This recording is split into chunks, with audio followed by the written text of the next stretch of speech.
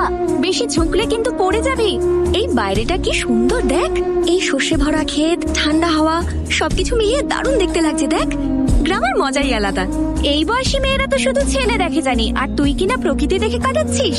দীপা, হ্যাঁ তোর ফোন এসেছে, কই দেখি। কতদূর পৌঁছলি মা?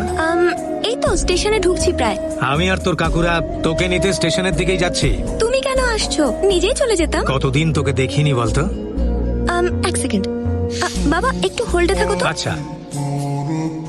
হ্যালো মামা। ট্রেন টাইমে ঢুকছে তো? একদম ঠিক টাইমে। তোকে নিতে আমরা স্টেশনে চলে এসেছি। তুমিও এসেছো? তোর বাবাও আসছে। না না না, কই না তো। একটা কথা শোন, ওই ভূপেন্দ্র তোকে নিজের সঙ্গে নিয়ে যাওয়ার জন্য ঠিক আসবে, কিন্তু তুই ওর সঙ্গে যাবি না, আমার সঙ্গে বাড়িতে। হ্যাঁ হ্যাঁ ঠিক আছে, আমি নেমে কথা বলছি। হ্যাঁ বাবা বলো। কি হয়েছে? কার ফোন? নিশ্চয়ই তোর মামা ফোন করেছিল। আরে কই না তো। ঠিক আছে, আমি আসছি। ঠিক আছে। তুমি এত চিন্তায় পড়ে গেলে কেন? তাছাড়া আর উপায় কি? একদিকে আমার বাবা, অন্যদিকে আমার মামা, এদের দুজনের মাঝে আমি পিষে যাচ্ছি।